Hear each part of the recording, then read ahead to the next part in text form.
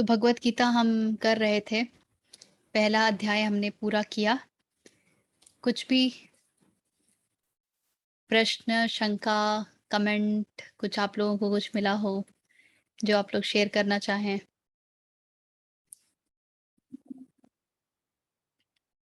Anyone?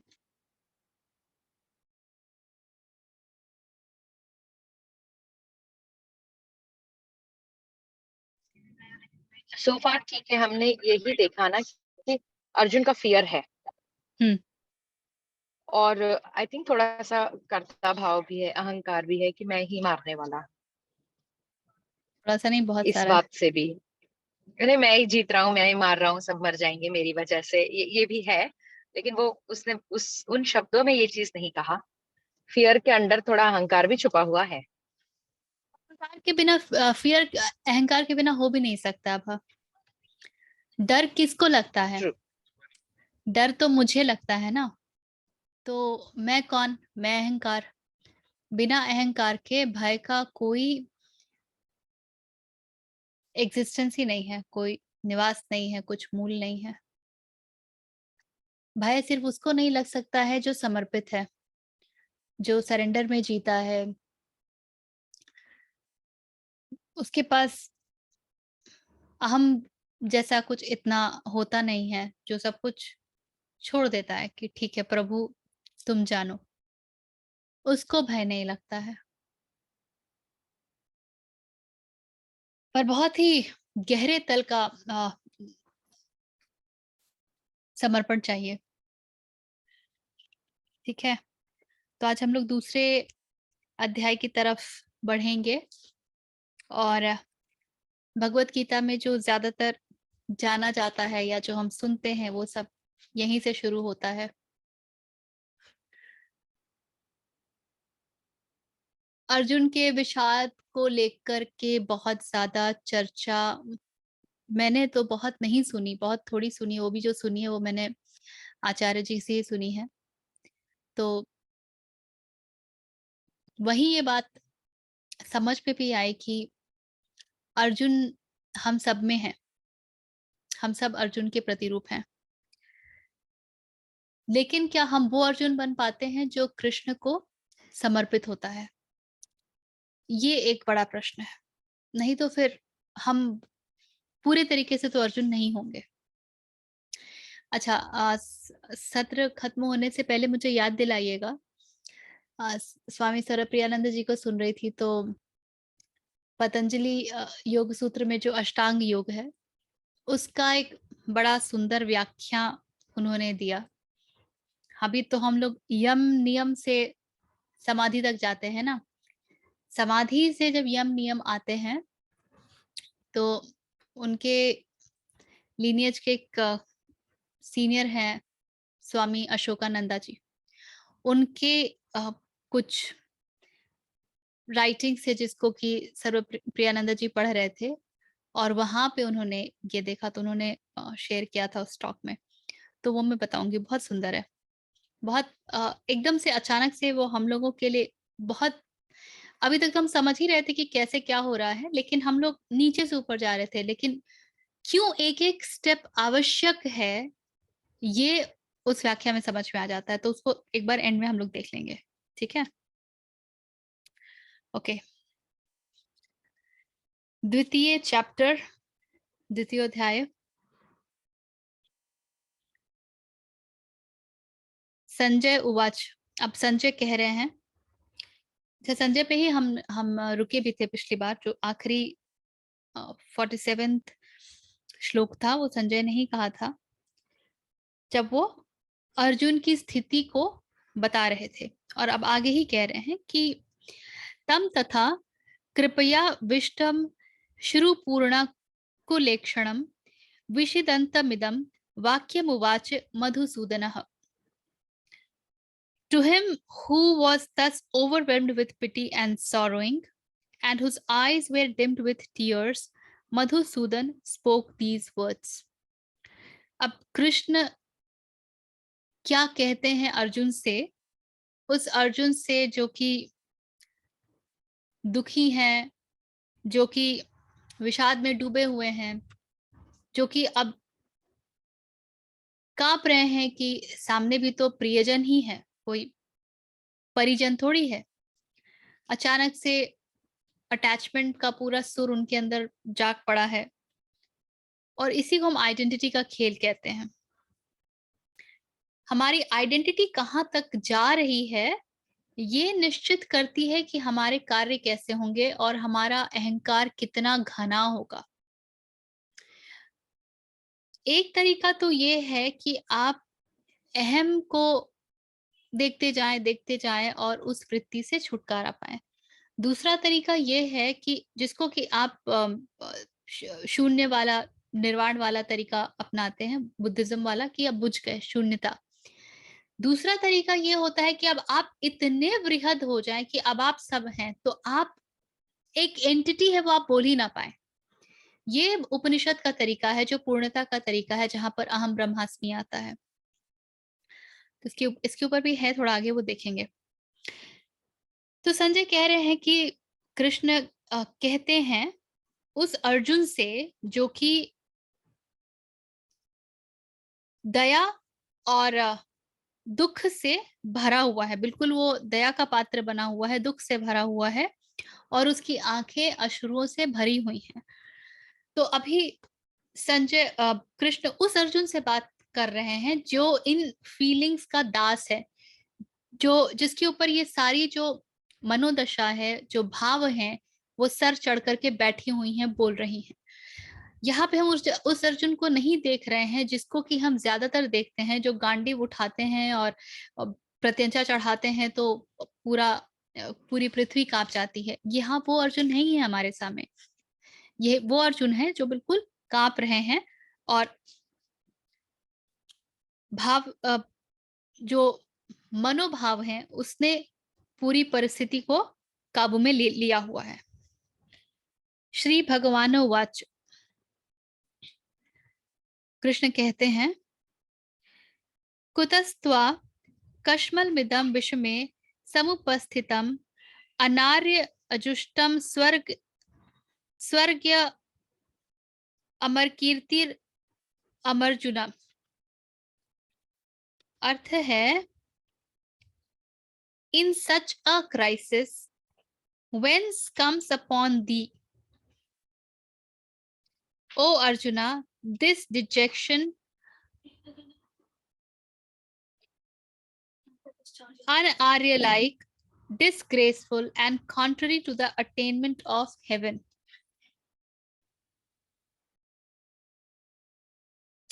In such a crisis, whence comes upon thee, O Arjuna, this dejection, unarya-like, disgraceful, and contrary to the attainment of heaven?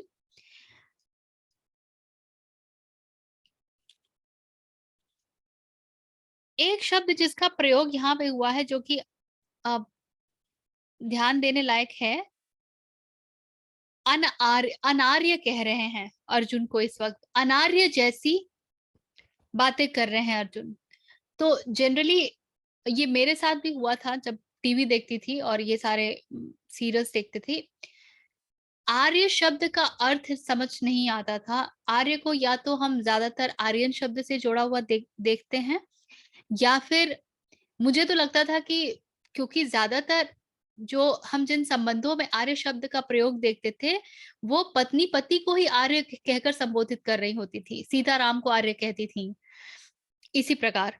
तो exact इसका अर्थ नहीं मुझे कभी स्पष्ट हुआ था, लेकिन जब यहाँ कृष्ण कह रहे हैं अन आर्य लाइक, अनार्य की भांति, तो आर्य वो व्यक्ति है जो कि बहुत सेंसिटिव होता है। किसके लिए? जो हाईएस्ट पर्पस है उसके लिए, sensitive for the highest calling. और उसमें एक, उसके कर्म में और उसके विचार में, दोनों में सत्य के प्रति रुझान या सत्य के प्रति समर्पण देखा जा सकता है। ऐसे व्यक्ति को आर्य कहकर संबोधित किया जाता है। तो कह रहे हैं कि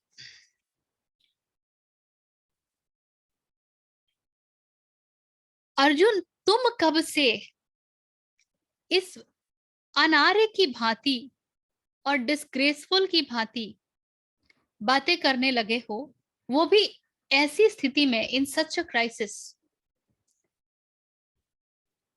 क्योंकि अर्जुन के बारे में हम यही जानते हैं कि युद्ध के बीच में अर्जुन का जो व्यक्तित्व होता है वो सर्वश्रेष्ठ क्षत्रिय का होता है, जो सत्य के लिए लड़ते हैं और धनुष उठाते हैं तो उनकी धनुष से चहुं दिशाएं कांप जाती हैं।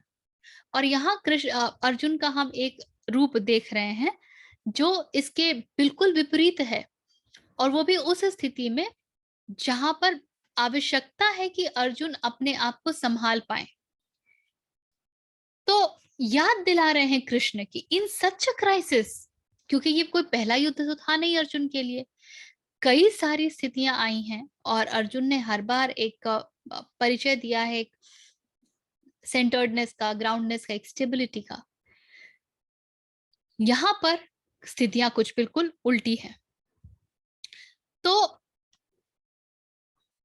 अर्जुन की जो कमजोरी है उसके प्रति कृष्ण इंगित कर रहे हैं, अर्जुन को याद दिला रहे हैं, दिखा रहे हैं कि देखो अर्जुन, तुम ऐसे कब से हो गए, ऐसा कब से हो गया कि ऐसी परिस्थिति में तुम अनार्य जैसी बातें करने लगे हो।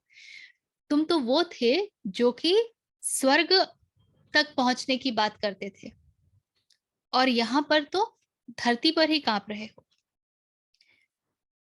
इसके बाद कहते हैं यील्ड कैल्वियम मास्म गमः पार्थ नैतत्व युपपद्यते शूद्रम हृदय दौर्बल्यम त्यक्त्य वोत्तिष्ठ परंतप। परंतप कहते हैं जो शत्रुओं को बिल्कुल मार देता है, स्कॉर्चर ऑफ फोर्स, स्कॉर्चर ऑफ एनिमीज। कैल्वियम का अर्थ होता है, क्लैवियम का अर्थ होता है वो भाव जब ना तो आप एक पुरुष की भांति वो करेज दिखा पाते हैं, बहुत डेयरिंग दिखा पाते हैं, ना ही आप एक महिला की भांति उस भाव को ही समझ पाते हैं। तो जो शब्द यहाँ पे ट्रांसलेशन में प्रयुक्त हुआ है वो है अनमैनलीनेस।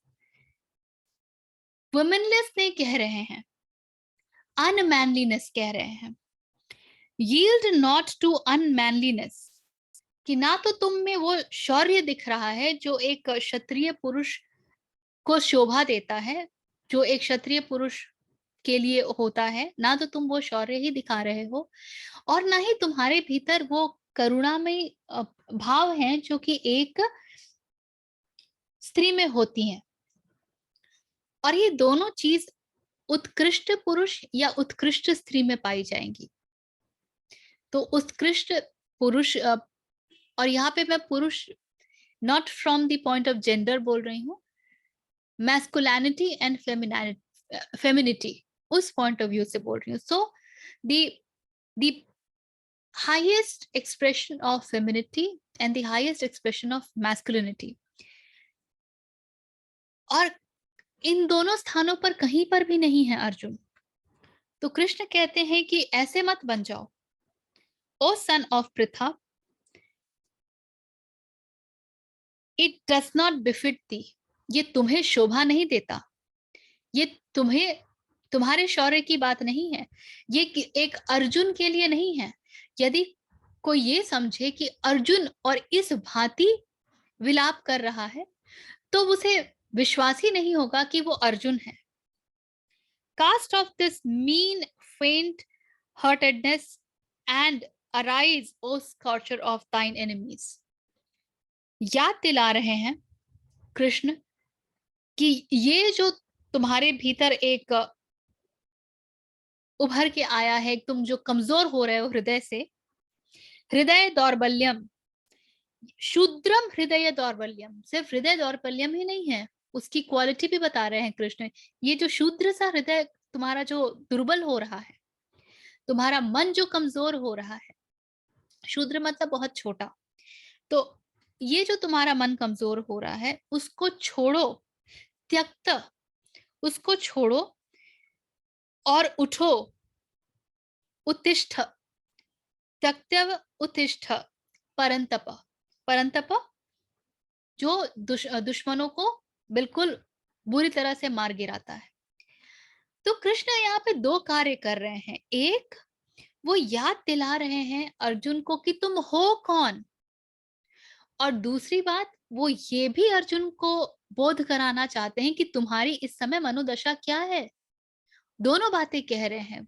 वो सिर्फ खड़े होने के लिए नहीं कह रहे हैं, वो ये भी कह रहे हैं कि ये जो तुम दिखा रहे हो ये भी, ये तुम्हें शोभा नहीं देता, क्योंकि तुम कौन हो?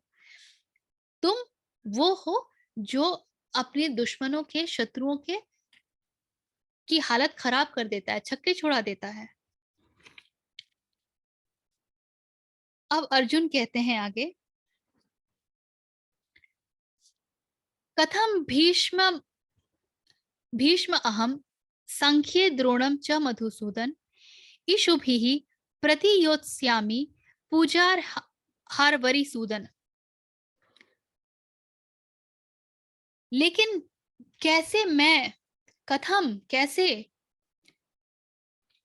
कैसे मैं क्या करूं इस युद्ध में, हे मधुसूदन, भीष्म और द्रोण के ऊपर बाण चलाऊं, जो कि they are worthy to be worshipped, जो कि पूजा करने योग्य है। पूरी तरीके से अर्जुन टूट गए हैं।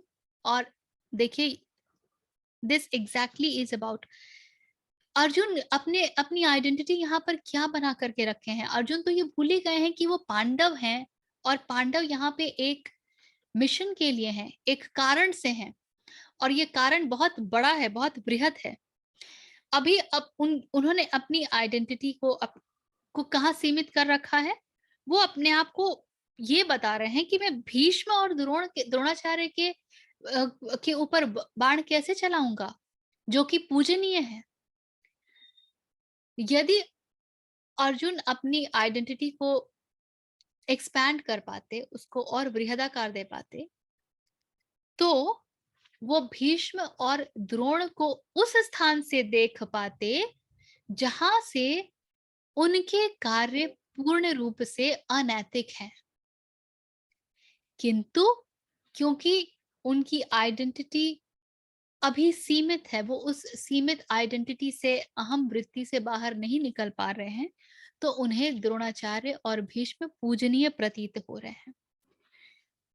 और उसके लिए वो कारण भी दे रहे हैं, जस्टिफिकेशन भी है। Who are rather worthy to be worshipped, वो पूजनीय है। अगर हम अपने आप को अपने रोजमर्रा के जीवन में रखें ना, तो देखिए हमारी स्थिति यही होती है। हम कितने सहानुभूति में आ जाते हैं ना, जब हमारे मित्र वगैरह ये कहते नहीं यार, मेरे माँ बाप हम मुझे ये अलाउ नहीं करेंगे, ना तो हम उनको प्रेरणा दे पाते हैं कि देखो जो उचित है उसके लिए तो खड़ा रहना पड़ता है। हो सकता है तुम्हारे माता पिता उस स्थान से देख ही नहीं रहे हो, उनकी वो दृष्टि ही नहीं है, उनकी जो और उनके जो अनुभव है वो इस सब के बिल्कुल विपरीत है। All that they have experienced is totally against what is needed at this moment. But हमारी स्थिति क्या होती है, हम सहानुभूति दिखाते हैं, we said हाँ, his parents are not agreeing, and that's why the fellow cannot take up this step. Where is the identity? यही आप आइडेंटिटी को अपना वृहद करेंगे, तो आप जितना ज्यादा वृहद करते जाएंगे ना, आप उतना आगे देख पाएंगे। हम लोग एक स्टूडेंट्स के साथ ना एक एक्टिविटी करते थे, आई इन identities.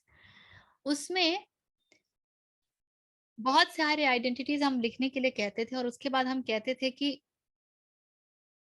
Work on expanding your identity. For example, right now I am Richa. मैं कौन हूं? मैं रिचा हूं। रिचा कौन है? रिचा कि ये फैमिली है, ये माता-पिता हैं वगैरह। इसको अगला लेवल एक्सपैंड किया तो मैं एक ट्रेनर हूँ, मैं एक कोच हूँ। इसको अगला एक्सपैंड किया और इसको आप अलग-अलग स्वरूप से एक्सपैंड कर सकते हैं। आप जैसे ये भी कह सकते हैं कि मैं दिल्ली निवासी हूँ। इसको एक्सपैंड करेंगे, मैं भारत निवासी हूँ। इसको एक्सपैंड करेंगे, मैं इस संसार की निवासी हूँ। उसको एक्सपैंड करेंगे, मैं इस ब्रह्मांड की निवासी हूँ। और आप जैसे-जैसे अपने आइडेंटिटी को एक्सपैंड करेंगे, आप पाएँगे अभी आप जिन लोगों के साथ रिलेट कर रहे हैं, as somebody who is a native of Delhi और मुंबई और whatever, as you expand, you connect with more people, more people, to an extent that your identity is expanded enough to be equally connected with everyone. Now there is no discrimination. किसी प्रकार का भेदभाव नहीं है, किसी प्रकार का पक्षपात नहीं है। हम सबसे बिल्कुल उसी प्रकार कनेक्ट कर रहे हैं, जिस प्रकार से हम उससे करेंगे जो हमारे परिवार में है। क्यों? क्योंकि मेरी आइडेंटिटी अभी एक्सपैंड कर गई है। अर्जुन अभी बिल्कुल सीमित आइडेंटिटी में है और इसीलिए वो वहां से देख ही नहीं पा रहे हैं जहां से इस युद्ध में देखने की आवश्यकता है। और हम जो करते हैं हम उसको अपनी सीमित आइडेंटिटी में बहुत ही मजेदार तरीके से जस्टिफाई करते हैं, because these are my responsibility as this.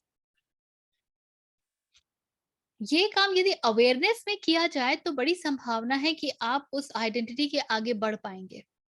The moment I say that as a mother I will have to do this, so I can't do that.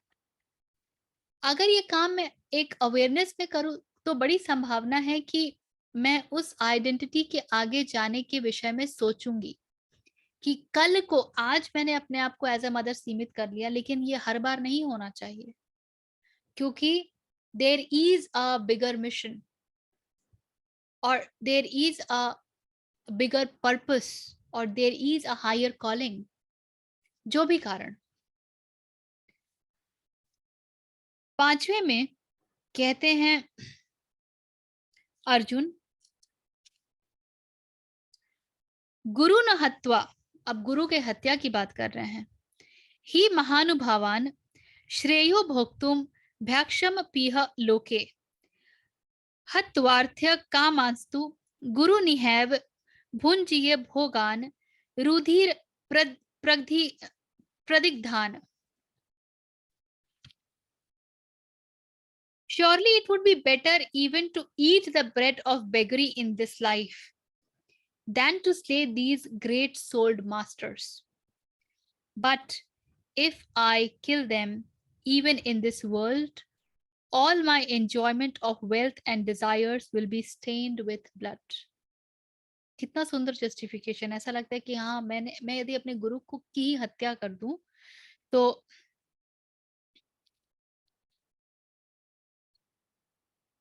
स्वर्ग वगैरह तो भूल ही जाइए, इस संसार में, इस मृत्यु लोक में भी मैं जो कुछ भी भोगूंगा, all that I will enjoy, that will be stained with blood.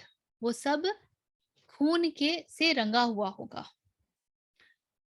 और इसलिए ये उचित है कि मैं भीख मांग कर ही भले जीविका चला लूं इस जीवन में, किंतु इन लोगों की हत्या ना करूं। ये कह रहे हैं अर्जुन।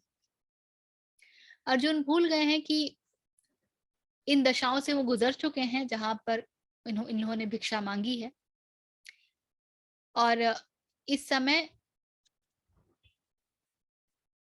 क्योंकि अपने आप को जोड़ रखा है बस प्रियजनों और उन सारे रिलेशनशिप से, रिश्तों से, इसलिए वो आगे कुछ देख ही नहीं पा रहे हैं और बहुत बड़े बड़े शब्दों का प्रयोग कर रहे हैं, क्यों न मारो इसको जस्टिफाई करने के लिए।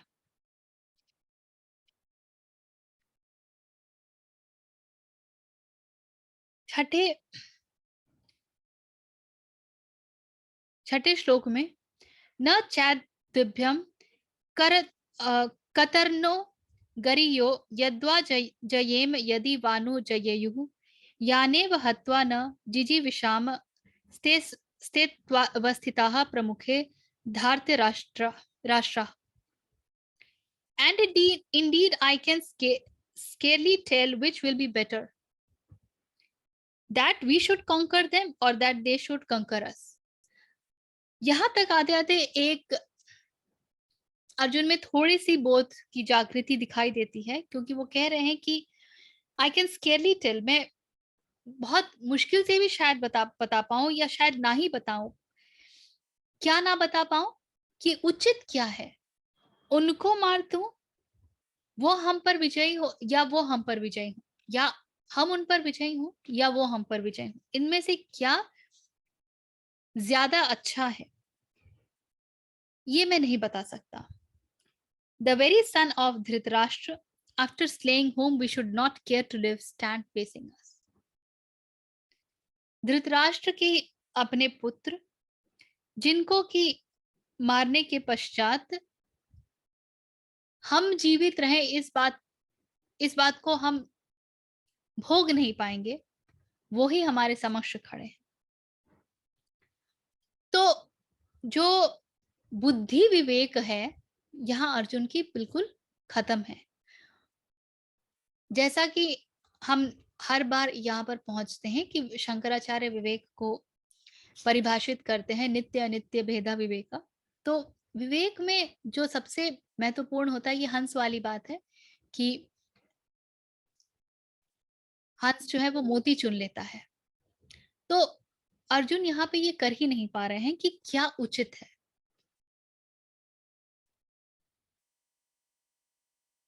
सातवें श्लोक में कार्पण्य दोषोपहस्तव भावः पृच्छामि त्वाम धर्म सम्मूढ़ चेतः यच्छेयः स्यायनिश्चितं ब्रूहि तन्मे शिष्यस्तेहं शाधि माम त्वाम प्रपन्नम।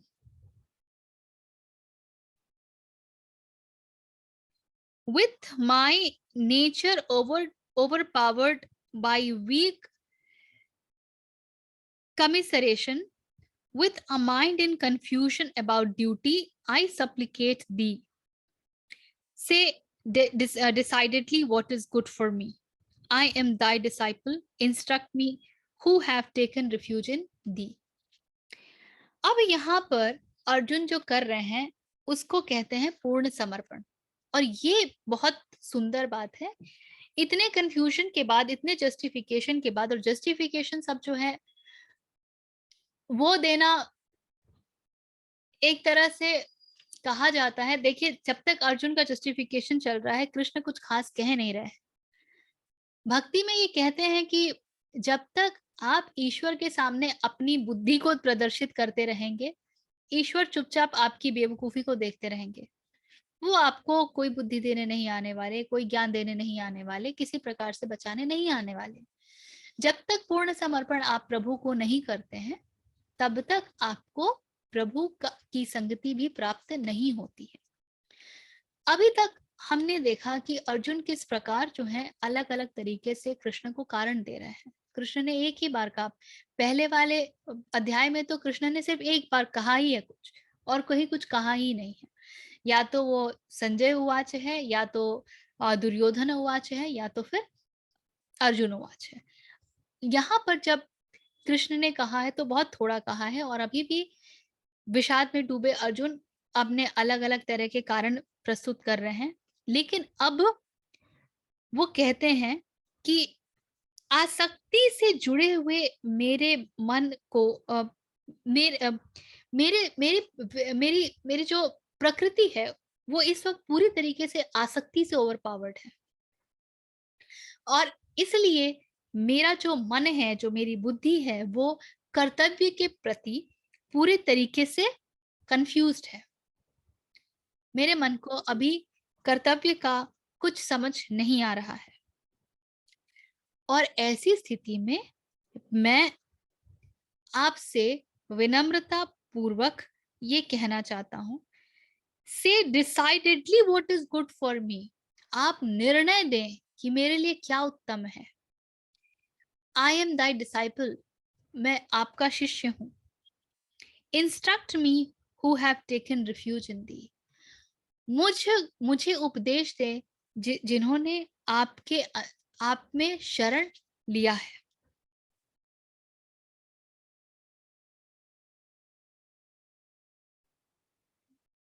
जब अर्जुन इस स्थिति में आते हैं और डिक्लेरेशन दे देते हैं कि अब आप जो कहेंगे वो ही, उसके बाद ही कृष्ण कुछ कहते हैं।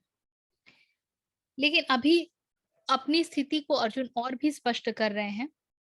8वें श्लोक में कहते हैं, न ही प्रपश्यामि ममाप्नुद्याद यक्षो कमुक्षोषण मिन मिन मिन्द्रियाणाम अवाप्य भूमावसपत्नमृदम राज्यम सुराणामपि चाधिप्यतम। I do not see anything to remove this sorrow which blasts my senses.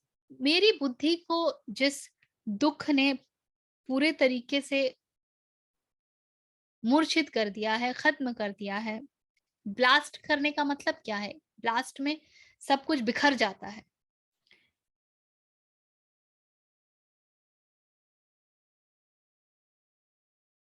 तो मैं अपने दुख को हटाने का कोई तरीका नहीं देख पा रहा हूं। Even were I to obtain unrivaled and flourishing dominion over the earth and mastery over the gods. अपने बारे में बता रहे हैं अर्जुन, उनको इस बात का कुछ ध्यान है, कुछ भान है कि वो वही हैं जिन्होंने इस पृथ्वी के ऊपर विजय हासिल की है और देवों के ऊपर भी विजय हासिल की है। और ऐसा होने के पश्चात भी, ये सब कर पाने के पश्चात भी, वो इस समय ऐसा कुछ नहीं देख पा रहे हैं जो उनकी बुद्धि को, उनके जो कॉग्निजेंस है, सेंसेस क्या है, वो हैं जो बाहर से इंफॉर्मेशन लेकर के आती हैं। तो उसके उनके कॉग्निजेंस को के ऊपर जो पड़ी हुई पट्टी है उसको वो हटा पाए। वो कुछ देख नहीं पा रहे हैं और अपने दुख से बाहर नहीं आ पा रहे हैं। इसके आगे संजय कह रहे हैं, एव मुक्त्वा ऋषिकेशम गुडाकेशः परन्तपः न योत्स्य इति गोविंद मुक्त्वा तुष्णीम बभूवः। संजय कहते हैं, having spoken this to the lord of the senses, Hrishikesh कहते हैं जो सेंसेस के प्रभु हैं, जो हमारी ये जो पांचों सेंसेस उसके प्रभु हैं, Rishikesh. Gudakesh conqueror of the sleep, Arjun कहते हैं कि अर्जुन ने साधना की थी और इसलिए उन्हें निद्रा के ऊपर उन्होंने विजय प्राप्त किया था। ये मुझे रूपल ने यूट्यूब में भी भेजा है। निद्रा पे विजय को सिर्फ शारीरिक रूप से नहीं देखेंगे, इसको आगे लेके जाएंगे तो ये भी समझ में आएगा कि निद्रा पे विजय का अर्थ होता है कि हम जब जगे भी होते हैं तो हम क्या वाकई जगे होते हैं। जब इस प्रसंग से हम सब बहुत अच्छी तरीके से वाकिफ हैं, जब चिड़िया की आंख वाली बात आई थी, सबको चिड़िया की आंख के अलावा सब कुछ और भी बहुत कुछ दिख रहा था। अर्जुन ही एक ऐसे थे जिन्होंने कहा सिर्फ चिड़िया की आंख दिख रही है। तो सब भले जागृत अवस्था में थे किंतु असल में सोए हुए ही थे, अभी तक पूरे तरीके से उनको जगा हुआ नहीं कहा जा सकता है। तो जागृति का अर्थ सिर्फ आंखें खुली होना और नींद न आना वहां तक नहीं सीमित होता है। इसको यदि लक्षणा के रूप में देखेंगे तो जगा हुआ वो होता है जो कॉन्शियस है, जो अवेयर है ना। जो तो कृष्ण अर्जुन को गुडाकेश कहते हैं। तो संजय कह रहे हैं कि ऋषिकेश से ये सब कहने के बाद गुडाकेश अर्जुन कहते हैं कृष्ण से, आई शैल नॉट फाइट, मैं नहीं लड़ूंगा, और उसके बाद शांत हो जाते हैं। तो अपनी सारी कहानी भी बता देते हैं, ये भी कह देते हैं कि मैं समर्पित हूं आप पे, मुझे दिशा निर्देश दीजिए, और उसके बाद कहते हैं मैं नहीं लड़ूंगा।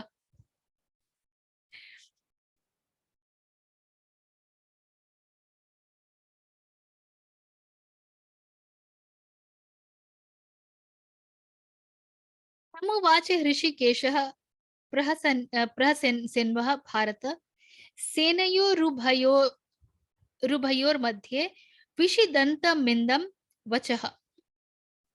10वां श्लोक है।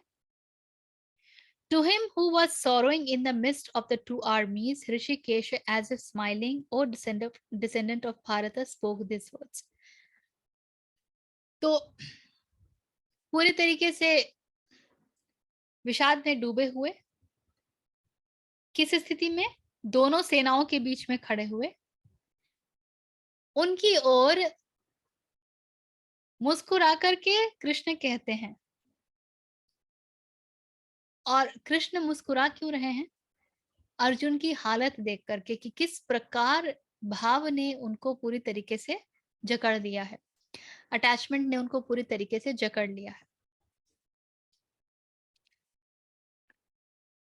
Shri भगवानुवाच अशोच्यानन्वेषोच्चतस्त्वं प्रज्ञावादांश्च भाषसे गतासूनश्च नानुशोचन्ति पंडिताः। The blessed Lord said, Thou hast been mourning for them who should not be mourned for. अब यहाँ से जो वे ऑफ नॉलेज है, जो ज्ञान योग है, उसकी हम असली शुरुआत देखते हैं। अभी तक 10वें श्लोक तक तो कुछ नहीं तो अर्जुन, जो पहला चैप्टर है ग्रीफ ऑफ अर्जुन, अर्जुन विषाद, वो ही काफी आगे आया है।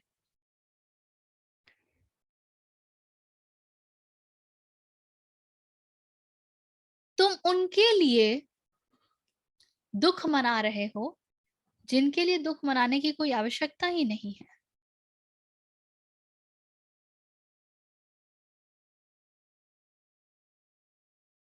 Yet thou speakest words of wisdom, लेकिन फिर भी तुम वो हो जो कि बोधयुक्त बातें करता है। The truly wise grieve neither for the living nor for the dead. जो वाकई बोधयुक्त होता है वो ना तो जीवित के लिए दुख करता है, शोक करता है, और ना मृत के लिए करता है। तो एक तरफ अर्जुन की दशा के विषय में कहते हैं कि तुम वो हो जो इनके लिए दुख में भरा हुआ है, जो शोक कर रहा है, और फिर उसको ये भी याद दिलाने का प्रयास कर रहे हैं कि तुम ही वो हो जो कि, हाँ बीच में जब मेरी इंटरनेट कनेक्शन जो है ना, मुझे भी आ रहा है message, your internet connection is unstable, तो उस समय आवाज ब्रेक करती होगी। तो याद दिला रहे हैं कि तुम शोकाकुल हो इन लोगों के लिए, और तुम ही वो हो जो कि बोधयुक्त बातें भी करता है, जो विवेक युक्त बातें भी करता है। लेकिन विवेकी पुरुष कौन है? विवेकी पुरुष वो है जो ना ही मृत के लिए शोकाकुल होता है, ना ही जीवित के लिए। तो जो विवेकवान व्यक्ति है उसके लिए जीवित और मृत, सांस लेने वाला और सांस नहीं लेने वाला, दोनों समान है,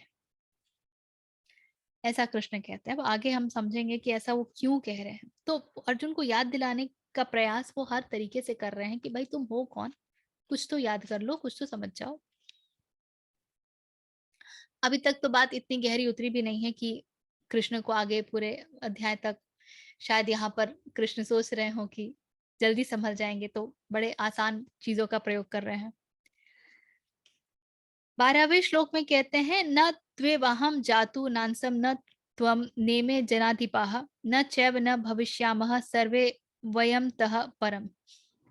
मुझे याद आ रहा है जनरली पेरेंट्स जब बच्चों को किसी बात के लिए बताते हैं तो पहले समझाते हैं, उसके बाद डंडा दिखाते हैं। तो कृष्ण पहले समझा रहे हैं, बाद में आगे जो करना होगा वो करेंगे। It is not that I have never existed, nor thou nor these kings, nor is it that we shall cease to exist in the future. I कौन है? I is not the body Krishna.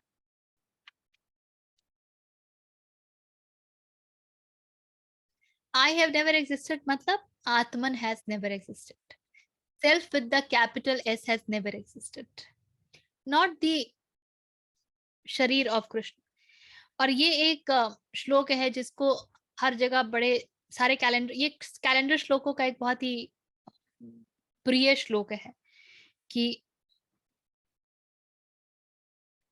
ना कभी कोई मरा है, ना कभी मरेगा, ना ना ये जो है, ये कैलेंडर का सबसे बड़ा ही फेवरेट श्लोक आपको दिखता है।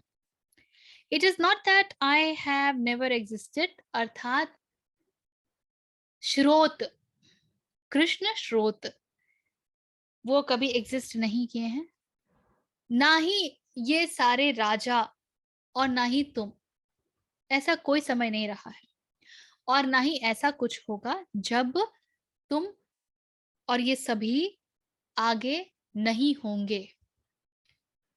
शरीर रूप में बिल्कुल नहीं होंगे, इस मन में रूप में भी बिल्कुल नहीं होंगे। पूरे तरीके से कृष्ण जो है वो आत्मन की तरफ, स्रोत की तरफ इशारा कर रहे हैं। 13वें श्लोक में कहते हैं, देहिनोस्मिन् यथा देहे कौमारम यौवनम जरा तथा देहांतर प्राप्तिर्धीरस्तरंत न तत्र न मुह्यति।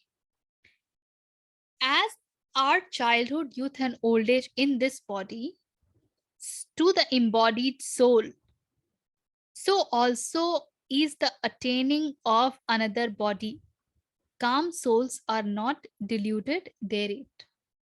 काम सोल्स वो है जो कि स्व में स्थित है, जो कि समाधिस्थ है, जो कि ध्यानस्थ है, जो कि सेंटर्ड है, जो स्रोत में है। जिस प्रकार बचपन, जवानी और बुढ़ापा जो कि इस शरीर का हिस्सा है,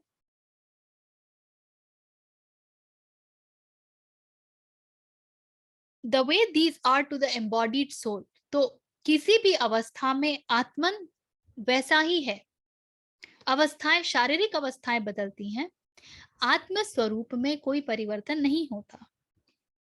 ठीक इसी तरीके से दूसरे शरीर को भी लेना अवस्थाओं के बदलने के ही जैसा होता है। और जो स्व में स्थित होते हैं, वो जो रियलाइज्ड होते हैं, वो कभी भी इन बातों से डिल्यूड नहीं होते हैं, इन बातों से हिलते नहीं हैं, पजल्ड नहीं हो जाते हैं। ठीक है।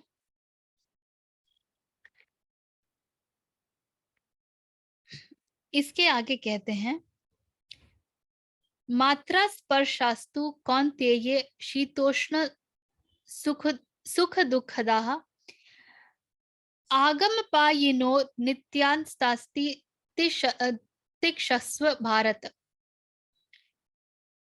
Notion of heat and cold, of pain and pleasure are born, O son of Kunti, only of the contact of the senses with their objects.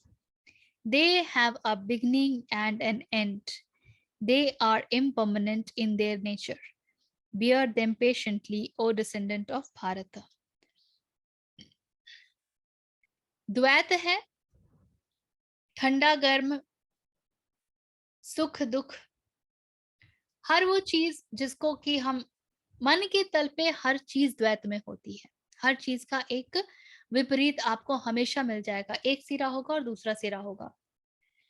और कृष्ण कहते हैं कि ये सब कैसे पैदा होते हैं? इन सब की उत्पत्ति होती है जब हमारे जो सेंसेस है, हमारी जो इंद्रियां हैं, वो वस्तुओं के साथ जुड़ती हैं। When the senses come in contact with their objects. तो सेंसेस के ऑब्जेक्ट्स क्या हैं? जीभ का ऑब्जेक्ट है स्वाद ले पाना, कान का ऑब्जेक्ट है कोई भी ध्वनि सुन पाना, आंखों का ऑब्जेक्ट है दृश्य देख पाना। तो ये जो इंद्रियां हैं ये अपने ऑब्जेक्ट के कांटेक्ट में आती हैं, तो द्वैत के सभी चीजों की उत्पत्ति होती है, वहीं पर इनका प्रादुर्भाव है। They have a beginning and an end. Krishna तो कहते हैं कि इनका जन्म भी होता है, इनकी कहीं से शुरुआत होती है और कहीं पर इनका अंत भी है। और इसलिए they are impermanent in their nature. इनको यदि आप इनका स्वभाव देखेंगे तो वो ही है मरण धर्मा है, इम्पर्मानेंट है, इनका मरना आवश्यक है, इनका खत्म होना अवश्यम भावी है। बियर देम पेशेंटली, उनको ध्यान से जाने दो। ओ डिसेंडेंट ऑफ भारत, क्या हमारे रोजमर्रा के जीवन में जिन सुख दुख के लिए और खुशी के लिए और गम के लिए हम मरते खपते रहते हैं, क्या हम उनको इस दृष्टि से कभी देख पाते हैं कि वो सब मरण धर्मा है?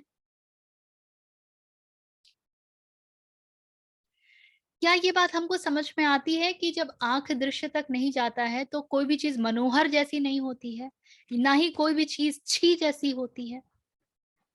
जब तक नाक के पास किसी प्रकार की गंध नहीं आती है, तब तक कुछ भी सुगंध या दुर्गंध नहीं होता है। जब तक कानों के पास कोई ध्वनि नहीं पहुंचती है, तब तक कुछ भी कर्ण प्रिय और कर्कश नहीं होता है। And the same way for the taste and the feeling, the touch feel. Until and unless the senses come in contact with their respective objects, these feelings do not arise that this is so beautiful and this is so ugly. And this is so wonderful to smell at, and this has such a pungent smell.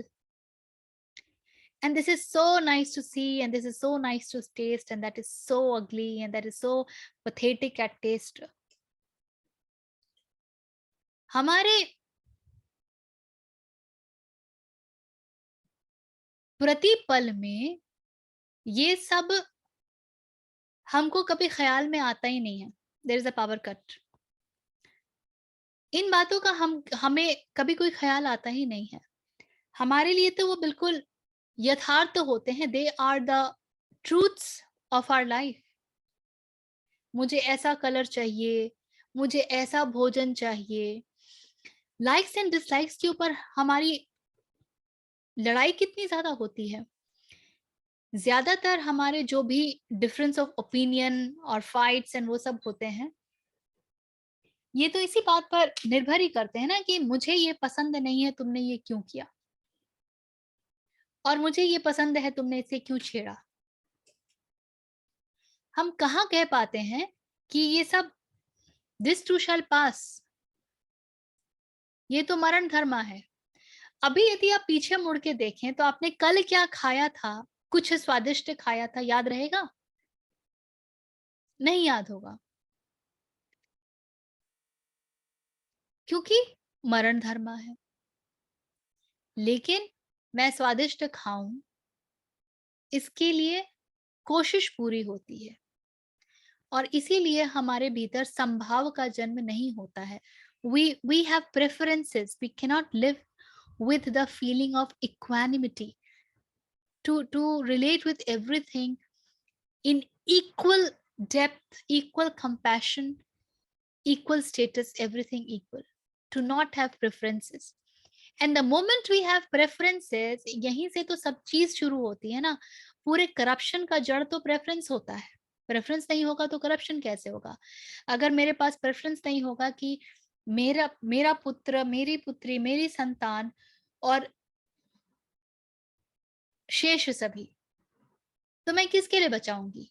मैं किसके लिए जुगाड़ करके रखूंगी? यदि मेरे पास preference नहीं होगा कि मेरे पास ऐसा घर होना चाहिए, मेरे पास ऐसी गाड़ी होनी चाहिए, या मैं कहीं जाऊं तो मैं आगे लाइन में खड़ी रहूं, या मुझे इतना मान सम्मान मिले, अगर प्रेफरेंस ही नहीं होगा तो किसी प्रकार का कॉन्फ्लिक्ट आएगा ही कहां से? और हम प्रेफरेंसेस में ही जीते हैं, हम द्वैत में जीते हैं।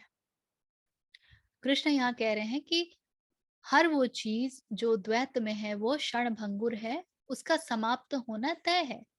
अब ये हमारी दृष्टि पर निर्भर होता है। यदि हम सर्दी के साथ ये जान पाते हैं कि यदि ये ठंडा है तो कुछ समय बाद गर्मी का आना तय है, और अगर कुछ गर्म है तो इसका ठंडा होना तय है।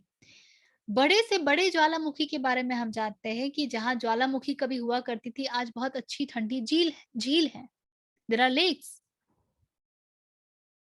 सो even the nature has this submission that everything, glass भरा है तो वो खाली भी होने की पूरी संभावना है। ये तो हम पर निर्भर करता है कि हम कितनी जल्दी खाली कर देते हैं। आपको याद होगा हम एक दिन बात कर रहे थे कि only the one who has developed this capability to see something with subtle eyes, they will be able to say that, oh my god, okay, so this I'm feeling as good times, this too shall pass. बड़ा मजेदार किस्सा है और बहुत ही popular किस्सा है कि एक गांव में एक व्यक्ति था जिसको कि लोग बहुत वाइज कहते थे, हर काम के लिए उसके पास जाते थे पूछने के लिए, सलाह लेने के लिए। और उसके पास एक घोड़ा था, तो वही उसकी जीविका का साधन भी था। एक बार ऐसा हुआ कि वो घोड़ा जो है वो जंगल में गया और चला गया। एक रात, अगले दिन सुबह उठे तो घोड़ा गायब।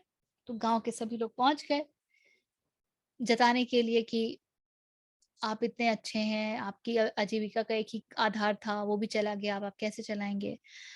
कॉन्डोलेंस, जो सांत्वना देने के लिए पहुंच जाते हैं ना, बस पहुंच गए। तो इस व्यक्ति ने कहा, दिस टू शैल पास। तुम इतने ज्यादा बहुत बहुत उत्तेजित हो आप सभी, इतनी जल्दी निर्णय पर मत पहुंचो। There is no need to जज सो फास्ट। सो लोगों ने कहा, ये कैसा आदमी है, ऐसा घोड़ा चला गया है और इसको किसी बात का कोई कष्ट ही नहीं है, दुख ही नहीं है। कुछ दिन बाद ऐसा हुआ कि हफ्ता दिन बाद घोड़ा वापस आया जंगल से और साथ में 4 और घोड़े लेके आया। सब गांव वाले बधाई देने आ गए कि अरे वाह, आपके पास तो 5 घोड़े हो गए, कितनी अच्छी बात है। इस व्यक्ति ने फिर कहा कि इतना इतनी जल्दीबाजी भी अच्छी नहीं है। There is no need to pass on decisions judgement so fast. फिर सब कहने लगे, कैसा बेवकूफ आदमी है, 5 घोड़े आ गए तो भी खुश नहीं है। फिर ऐसा हुआ कि उसका बेटा था, वो घुड़सवारी कर रहा था नए घोड़ों पर, गिर गया, उसकी टांग टूट गई, घोड़े ने पटक दिया। फिर गांव वाले आ गए सहानुभूति जताने, कह रहे आपके बेटे का तो पैर टूट गया, कितनी दुख की बात है, अब तो कैसे चलेगा फिरेगा? फिर ये कहता है कि अरे इतना जल्दी मत करो भाई, थोड़ा सा सब्र करो, हैव सम पेशेंस। फिर गांव वाले कहते हैं इसके बेटे का पैर टूट गया, कहता है हैव सम पेशेंस। फिर कुछ दिनों बाद उस राज्य में युद्ध छिड़ा। युद्ध छिड़ा तो क्योंकि जो दुश्मन थे वो बहुत ताकतवर थे, तो राजा ने ये कहा था कि हर घर में, जिस घर में भी एक जवान, एक युवक है जो कि उस उम्र का है, जो कि युद्ध कर सकता है, तो उसे युद्ध करने आना ही है। सब रोने बिलखने लगे कि भाई हर घर से एक बड़ा पुत्र, 20 वर्षीय, 21 वर्षीय, 22 वर्षीय, 25 वर्षीय, 18 वर्षीय जा रहा है युद्ध के लिए, तो कौन वापस आएगा क्या गारंटी? शत्रु तो बहुत ही बलवान है। लेकिन वो जो अपाहिज है या अभी ठीक नहीं है, वो नहीं जा सकते हैं। तो क्योंकि इसके पुत्र के पैर टूटे हुए थे तो इसे नहीं ले जाया गया। सब गाँव वाले फिर से खुशी खुशी जताने चले आए कि अरे देखो, आपने सही कहा था, पैर टूटा किसे पता था कि ऐसी घड़ी आ जाएगी। सो अच्छा ही हुआ, आपके पुत्र का जीवन तो बच ही गया, पैर तो ठीक ही हो जाएगा 1 महीने में। पर जीवन तो बच गया ना, नहीं तो युद्ध में इतने सब चले गए, किसका क्या भरोसा। फिर ये कहता है कि तुम सब बड़ी जल्दीबाजी कर रहे हो। तो कहानी है कि ये बात आगे बढ़ती रहती है। लेकिन हर एक परिस्थिति में बाकी संभावनाओं से ऐसा नहीं है कि ही वाज़ प्रेडिक्टिंग कि ऐसा ही हो जाएगा। This would be the case. But ये ज़रूर है कि उसमें इतना संयम था कि किसी भी स्थिति को लेकर के दुखी या सुखी नहीं हो रहा था। एक संभाव था। हमारे यहाँ तो एक गाज गिर जाता है तो हम कहते हैं कि तुमसे कोई नाता नहीं है। मैं तुम्हारी इतनी पूजा करता हूँ फिर भी मेरे ऊपर ऐसी विपत्ति आई है। मैं आज से तुम्हारी पूजा नहीं करूँगा। हमारे ऐसे भाव होते हैं। कहाँ हम देख पाते हैं कि उसी विपत्ति में शायद हमारा ग्रोथ छुपा हुआ है, ईश्वर के प्रति समर्पण छुपा हुआ है, जो एक हायर पर्पस है, उसको समझने की, जानने की शक्ति छुपी हुई है। हम कहाँ जान पाते हैं। जीवन में उतार-चढ़ाव सबके रहते हैं। जब हमारी चढ़ने वाली स्थिति होती है तब अहंकार बिल्कुल मस्त प्रबल होता है। मैंने किया, देखो मुझे ये मिला, मुझे ये प्रमोशन मिला, मेरी ये सैलरी है, मैंने ये घर बनाया है, I move to a bigger house, I went on to this vacation. And when there is downturn, तो मुखौटा लगा के तो हम घूमते ही हैं कि भैया हम तो वही हैं जिसने बता दिया था कि वो घूमने जाता है और ये करता है वो करता है, सामने कैसे बता दे कि नौकरी चली गई। तो मुखौटा लगा के हम घूमते ही हैं और भीतर ही भीतर बिल्कुल कष्ट से और विषाद से और दुख से सड़े जा रहे होते हैं, डूबे जा रहे होते हैं, डिप्रेशन, एंग्जायटी, स्ट्रेस सब कुछ आ रहा होता है। तो और इवन जब वो स्थिति होती है, जब वेकेशन में जा रहे हैं और घर ले रहे हैं, तो इसका जस्ट डुअल ऑपोजिट कि ये सब हो कैसे रहा है। उधर जो स्ट्रेस मिलता है ऑफिस में और काम का जो गर्दन के ऊपर तलवार लटकी रहती है कि जो है उसको मेंटेन करना है, वो नहीं दिखता है साथ में कि ये दोनों सहचर हैं। ये है तभी ये है, दोनों में से एक नहीं रह सकता। वो तलवार जाएगी तो ये भी जाएगा। तो वो तलवार जाने के बाद जो स्थिति उसमें ही प्रसन्नचित रह सको तो ही कोई बात बनती है। तो ये सब हमको एक साथ नहीं दिखता है, इतना विवेक बुद्धि का प्रयोग हम नहीं करते हैं, ध्यान ही नहीं रहता है, भूल जाते हैं। कृष्ण याद दिला रहे हैं कि ये सब क्षणभंगुर है, मरण धर्मा है। इसलिए हे भारत, धीर धरो धीर। कहाँ है तुम्हारा धीर? है ना? यहाँ पर आज रुकते हैं।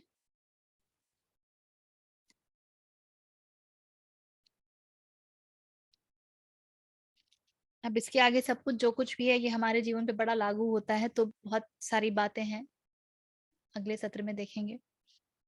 कोई प्रश्न, कुछ जो बात मन में आ रही हो, कुछ विचार?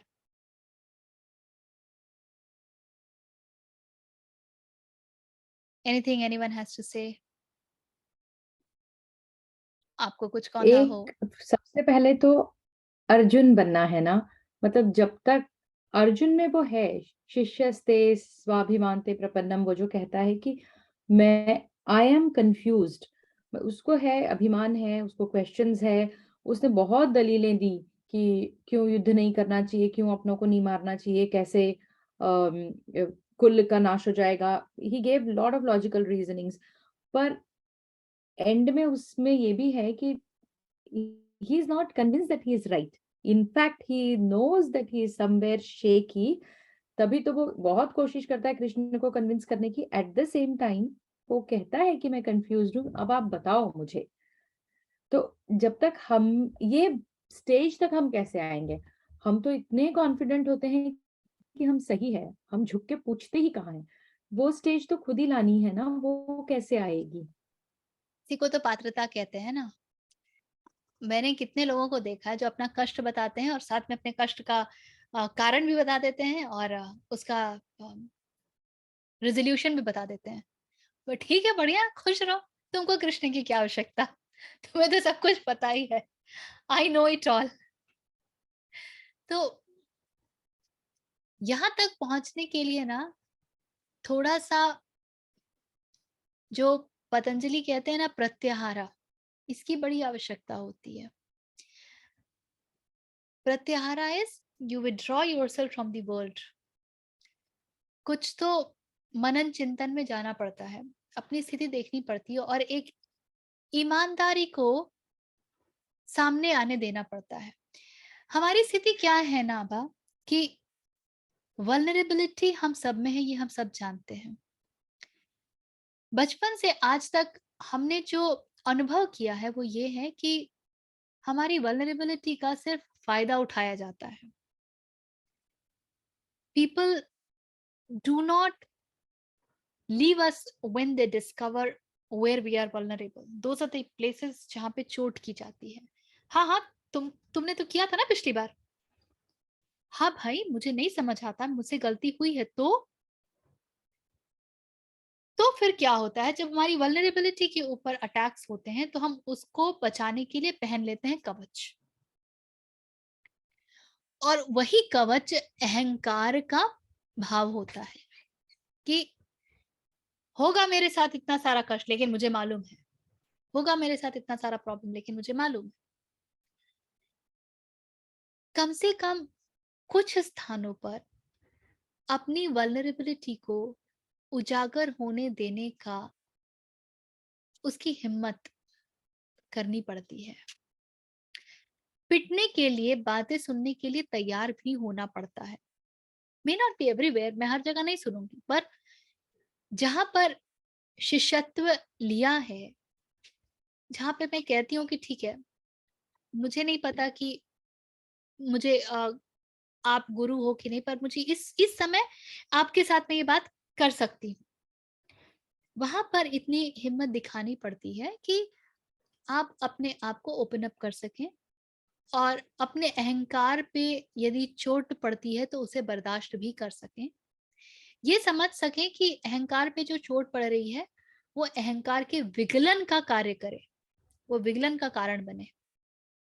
Dissolution of ego is आईनेस। हमारे अहंकार पर जो जब चोट पड़ती है ना तो वो और सघन हो जाता है, क्योंकि अब उसको और मोटी ढाल पहननी पड़ती है बचाने के लिए। So every time it is working to save itself, and hence every time it only keeps on wearing a stronger, a thicker कवच on itself. तो यहाँ हम देख रहे हैं कि अर्जुन वल्नरेबल है तो वो कृष्ण के समक्ष पूरी तरीके से वल्नरेबल है, कुछ छुपा नहीं रहे। वो ये भी बता दे रहे हैं जो उनको समझ में आता है कि ये सब मुझे समझ आता है, और ये भी बता दे रहे हैं कि मैं आपकी शरण में हूं, मुझे मेरी बुद्धि में तो कुछ नहीं घुस रहा है। When this start to happen, at least even if not with the world, you do not need to do it with the world, क्योंकि वहां इतने बोधयुक्त आपको लोग शायद ना मिले जो समझ पाए। लोग तो वल्नरेबिलिटी का फायदा ही उठाने आ जाएंगे। किंतु क्या हमें अपने भीतर भी मालूम होता है कि these are the areas wherein I am vulnerable, so I have to work on my ego self so that this dissolves and I don't get hurt. अपने भीतर भी यदि ये भाव होगा और इस बात का बोध होगा, इस बात का कॉन्शियसनेस होगा, then it is going to be easier. जब आप बात कर रहे होंगे, जब आपके ऊपर आघात होगा, when you will be hurt, you will immediately realise, हाँ ये प्रॉब्लम है ना मेरे अंदर, इसीलिए मुझे ऐसा लग रहा है, and then you will be able to let go it. फिर आप वहां पे देख पाओगे, आप वहां पे अपने आप से प्रश्न कर पाओगे, मेरे किस आइडेंटिटी को आघात लग रहा है, मैं अपने आप को ऐसा क्या समझती हूँ कि मुझे ये आघात लग रहा है. And then you become conscious of that identity, and then you can let it dissolve, let it go, because then you become easy with that identity. अगर मैं उदाहरण दूं, जैसे मेरे लिए मैं देखती हूँ कि स्त्रियों के लिए मदरहुड की आइडेंटिटी बड़ी प्रबल आइडेंटिटी होती है. मैंने अपने बच्चों को कैसी परवरिश दी है. हम्म, मैं अभी बात कर रही थी, हमारे रेकी ग्रुप का हर 15 दिन पे एक मीटिंग होता है. So there is a self improvement group, sorry, and we were generally discussing, and I said to my master that there are a lot of things that I would not want my daughter to do the way she does, but I sit with her, we have a lot of discussions, because I do not uh, use her vulnerability, I don't attack her vulnerability, I don't judge her. There are a lot of areas wherein she needs to work upon, she needs improvement, but she is not so conscious about it right now. So we have a lot of discussion, many times she asks, many times I point out, but at the end of the day, whatever she will do, it will come from her wisdom, not from what I have told her. मेरी बात यदि उसके भीतर गई है और उसको समझ में आई है, तो वो उसके व्यवहार में मुझे दिख जाएगा, और अगर उसको नहीं समझ में आई है तो उसके व्यवहार में तब तक नहीं दिखेगा जब तक वो इस बात को बोध के साथ नहीं समझ पाती है. तो अगर मैं वहां पे अटक जाऊं कि यार मैंने तुमको इतना समझा दिया, इतना बता दिया, एग्जाम्पल्स दिखा दिए, ये दिखा दिया, वो दिखा दिया, फिर भी तो ऐसी बेवकूफों वाली हरकत कर रही हो, then I'll get stuck with my mother wala identity.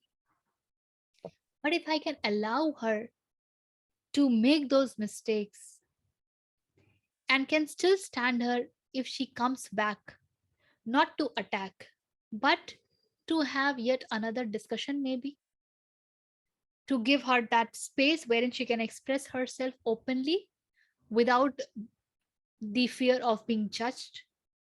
अगर मैं वो स्पेस दे सकूं तो शायद उसके भीतर वो ईमानदारी जन्म ले सकेगी. और मेरी ईमानदारी है कि मैं अपने मदरहुड वाले, मातृत्व वाले आइडेंटिटी को लेकर के सख्त ना हो जाऊं कि अरे if she make such mistake, लोग क्या कहेंगे, वो अपने जीवन का भी कूड़ा करेगी, लोगों के सामने भी मेरा वो होगा कि ऋचा तुम तो ऐसे ऐसे सेशंस करती हो और तुम्हारी बेटी देखो. So to detach with that becomes very important. To detach with that identity becomes very important, to allow her to grow as an individual. And whatever she does, there are discussions and there are a lot of things that she sees me doing and she sees others also doing. She also sees the contrast and she also sees the consequence, and then she is a better judge. हर व्यक्ति में विवेक होता है.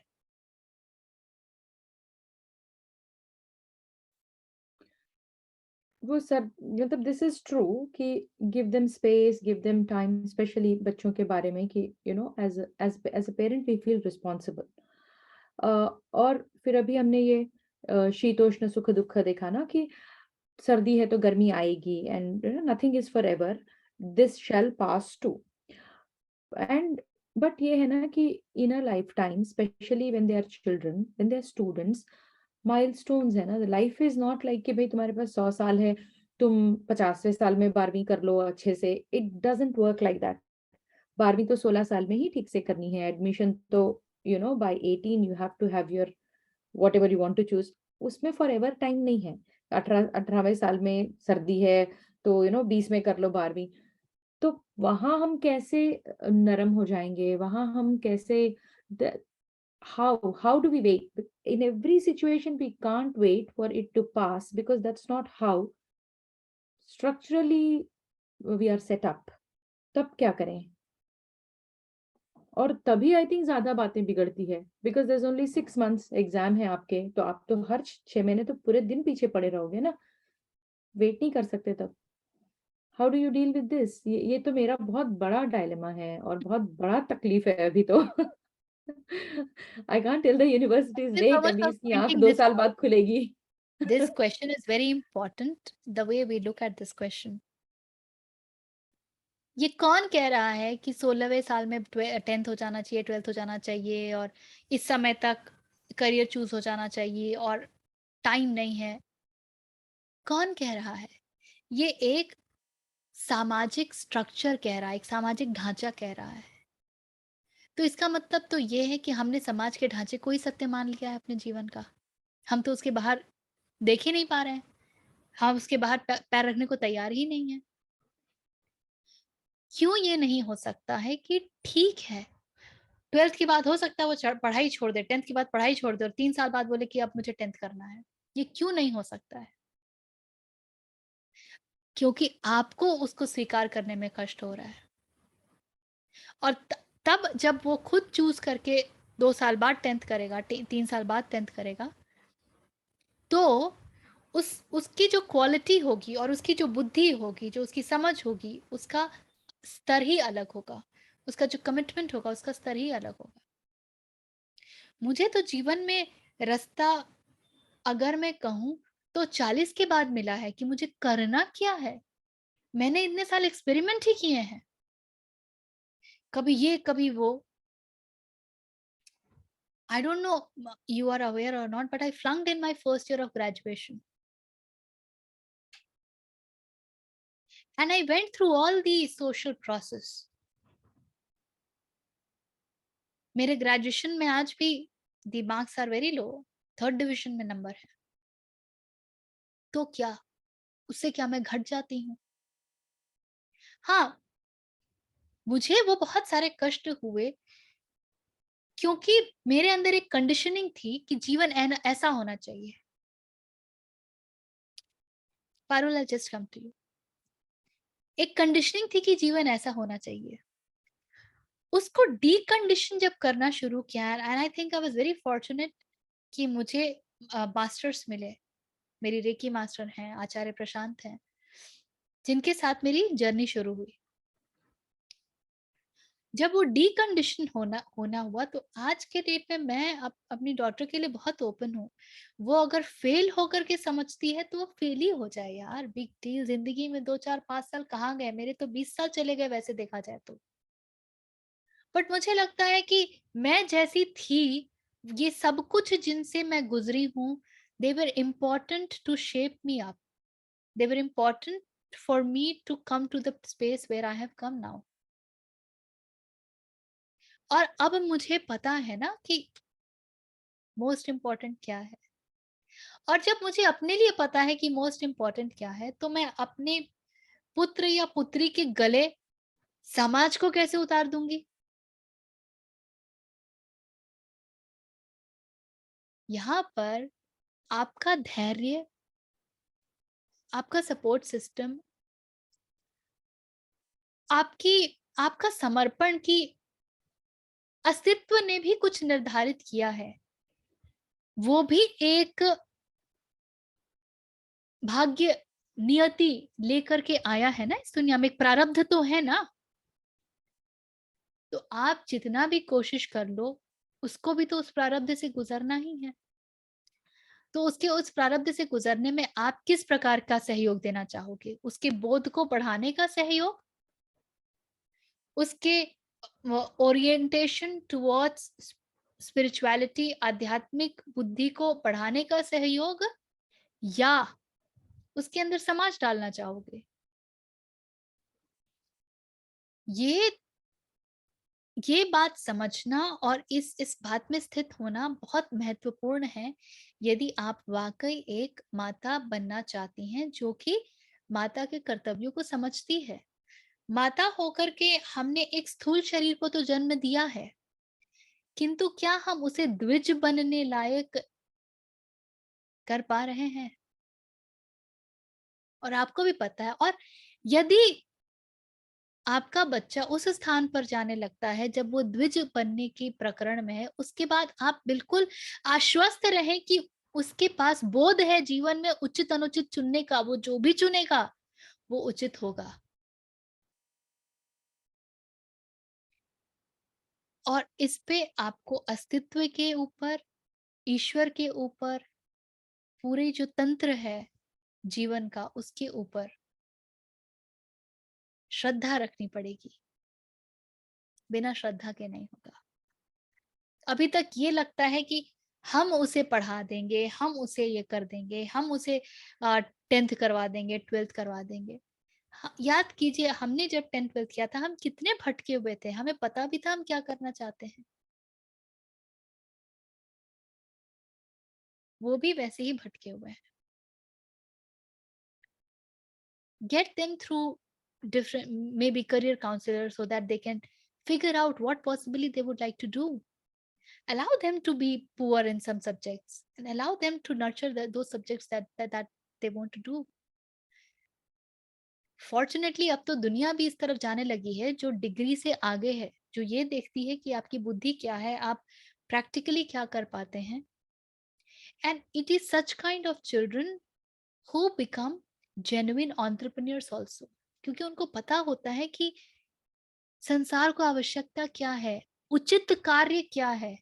फिर वही बच्चे stress से नहीं गुजरते हैं, न्यूरोसिस से नहीं गुजरते हैं, नर्वस ब्रेकडाउन से नहीं गुजरते हैं, मिड लाइफ क्राइसिस से नहीं गुजरते हैं। नहीं तो सबकी स्थिति ऐसी होती है।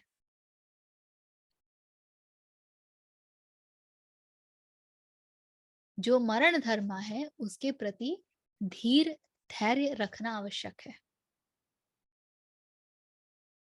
तो वहां पे थोड़ा ढीला होना पड़ता है। Be with them as to what they are doing. I'm not asking you to leave them. No, you can't do that. अभी इतनी बुद्धि नहीं है, अभी वो सेंसेस की भांति हैं, उनकी लगाम आपके हाथ में चाहिए।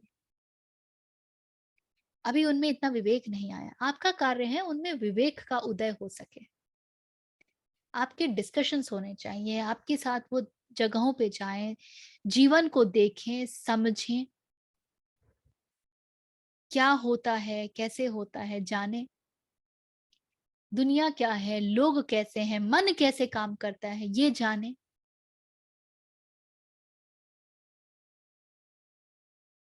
और जिसमें इन बातों का बोध होता है, फिर वो अपने जीवन के साथ उचित कर ही लेता है।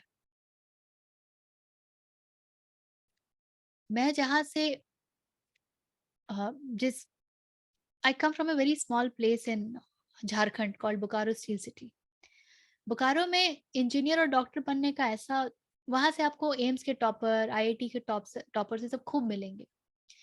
मेरे सीनियर बैच में there was a guy, I would not take the name, but this guy was 7th topper IIT. उसको लॉक टेबल याद था, उसकी ऐसी memory, and he was brilliant. And IIT में जाकर के ही got into drugs and all, and he suicided in 3rd year. क्या कर लोगे आप ऐसे इंटेलिजेंस का, जिसके पास बोध नहीं है? और ऐसे कई उदाहरण हैं।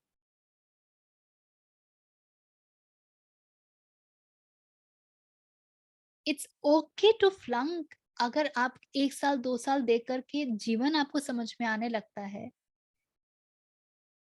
क्या करना है, कैसे करना है, ये बात समझ में आने लगती है, आपको दुनिया की असली तस्वीर दिखने लगती है कि लोग कैसे आपके साथ पेश आ रहे हैं, कैसे भाव हैं लोगों के, वर्थ इट।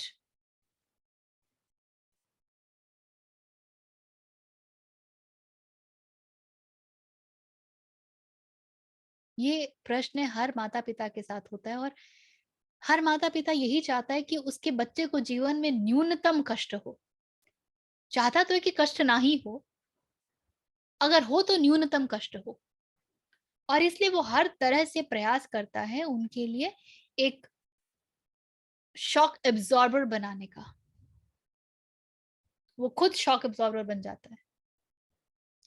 लेकिन हम भूल जाते हैं कि मेटामॉर्फोसिस के प्रोसेस में मौत को, कैटरपिलर को लड़ना पड़ता है, नहीं तो पंख तगड़े नहीं होते हैं, and it can't fly. To fly you need strong wings, and the wings do not get strong if they don't fight in the process of coming out of that cocoon.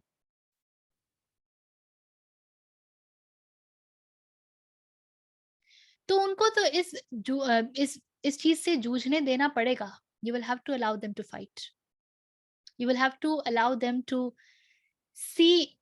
The only thing that you can tell them is, or you can make them understand, मन को तो समझाने का प्रयास जरूर कीजिए. have discussion. देखो तुम्हारे मन में कैसे विचार आ रहे हैं, इसका क्या क्या कॉन्सिक्वेंस है, ये कहाँ जा रहा है, ये विचार क्यों आ रहे हैं.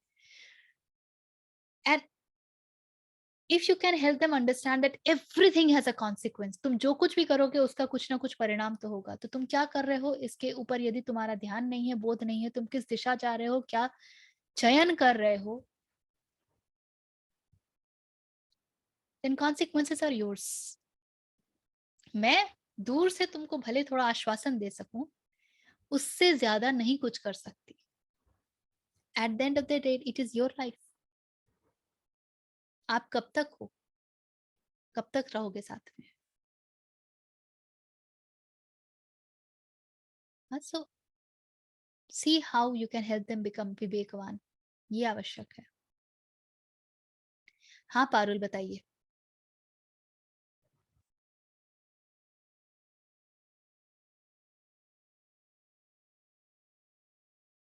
हाँ एक्चुअली ना सिमिलर सिचुएशन में अभी हम लोग भी हैं. आई कैन अंडरस्टैंड वो सवाल, you know every mother is going through that. तो मैंने बहुत ऐसे सोचा कि ऐसा क्यों मन में ऐसे भाव उठ रहे हैं. तो उसका ना जवाब मुझे ये लगा कि हम ना अपनी इनसिक्योरिटी बहुत प्रोजेक्ट करते हैं हमारे बच्चों के ऊपर. जैसे आपने एक्चुअली सब कुछ ही एक्सप्लेन कर दिया है, सो और कुछ भी कहने का बाकी नहीं रहा. एंड बस एक और बस मुझे लगा कि ना हम कभी कभी सोचते हैं हमारे बच्चे हैं तो हमारे जैसे हैं. नहीं, एक्चुअली बहुत डिफरेंस होता है. स्पेशली ये जो जनरेशन है ना, they are different, you know. उनमें Every कुछ generation is different. हाँ We were means different for our क्षमताएं parents. हैं. यस, उनमें ना क्षमताएं हैं.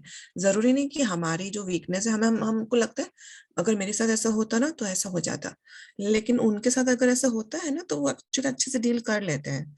एंड वो हम कभी कभी ना देख नहीं पाते क्योंकि शायद हम लोग बहुत मोह में पड़ जाते हैं कि अरे मेरे बच्चे को ऐसा हो जाएगा तो क्या होगा, बिकॉज हमको ऐसा लगता है शायद हम नहीं हैंडल कर पाएंगे. बट यू नो उनमें काफी है. एंड कुछ लेवल तक ना भगवान पे और उन बच्चों पे दोनों पे ही विश्वास मैडम करना कुछ पड़ता है. एक्सपेरिमेंट करिए, कुछ एक्सपेरिमेंट करिए. जैसे 1 महीने का खर्चा दे दीजिए उनको कि ये महीना तुमको घर खर्च संभालना है. कीप सम फॉर कोई भी गड़बड़ करेंगे ही, उम्मीद तो ये बिल्कुल रखिए. उनको खर्चे समझाइए, कैसे चलता है घर, किस किस प्रकार के खर्च होते हैं. एंड टेल देम कि ये इस महीने का है और and you have to take care of. Now these are the heads, now you take care of the entire month. Allow them to take responsibility. They will उसमें एक अंडरस्टैंड. भी था, या एक और भी था. जैसे कि जैसे एक बार मैं बहुत बैठा, मैंने सोचा कि ऐसा क्यों हो रहा है, ऐसा इतना ज्यादा वरी क्यों थी. तो मैंने देखा कि फिर हम ऐसे होते ना, we become very honest with ourselves कि हाँ देखो. देन आई रियलाइज कि अगर एक आध साल फेल होकर भी अगर उनको पूरी लाइफ, जैसे आपने ये बताया ना, एग्जैक्टली मेरे मन में यही ख्याल आया था कि अगर एक आध साल मानो फेल हो भी जाए, जैसे I was prepared, you know I am actually quite prepared कि हाँ हो जाएगा, it will be very sad, but अगर ऐसा हो जाए तो भी क्या होगा ना कि उस एक साल में उनको इतना रियलाइजेशन हो जाएगा जो हमारे 100 लेक्चर से भी नहीं होगा. यू नो और वो मनोबल फिर कब वो टूटता लाइफ है, long.